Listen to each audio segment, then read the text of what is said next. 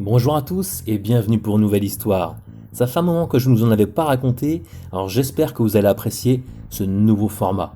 Et pour mon comeback, je vous propose de partir directement en Bretagne avec mon héros Kertian. Il y a fort longtemps, à l'époque où les contes et légendes prenaient vie chaque soir, il y avait une créature crainte de tous, le Bugulnose. Laissez-moi vous conter l'histoire du Bugulnose du Riant. C'était il y a tout juste 100 ans. Des disparitions étranges étaient recensées à travers tout le Riant, en Bretagne, allant même jusque Hennebont et Lorient. Ces disparitions avaient principalement lieu la nuit, si bien que peu de personnes osaient s'aventurer au coucher du soleil. Un jeune breton du nom de Kertian ne put pourtant se résoudre à abandonner sa pauvre mère disparue. Armé d'un simple penbass, un bâton de défense breton, il s'aventura dans la nuit pour retrouver la cause de la disparition de sa tendre mère. Il ne tarda pas à rencontrer le terrible Bugulnose. D'une stature imposante, les crocs acérés et les yeux luisants de la créature lui donnaient des allures de loup-garou. La créature était accompagnée de plusieurs corrigans espiègles. « Que fais-tu dehors à cette heure, jeune inconscient ?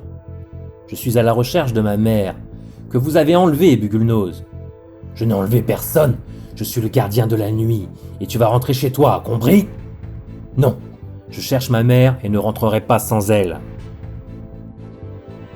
Le Bugulnose le foudroya alors du regard, tandis que les corrigans se mirent à danser de manière lugubre autour de lui. Il grandit alors, devenant plus imposant.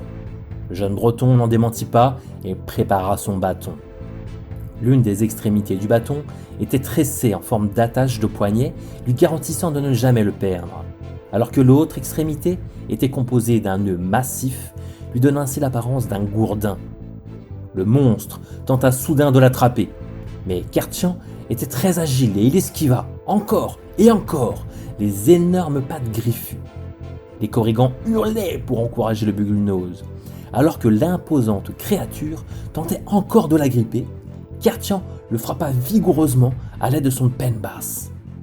Le Bugulnose recula alors d'un pas, et grandit encore, si bien qu'il se saisit maintenant aisément du jeune garçon. « Tu sembles vaillant et intrépide, mais la nuit est le territoire des morts et des esprits. Je n'ai pas emporté d'humains, je ne fais que les avertir en les effrayant.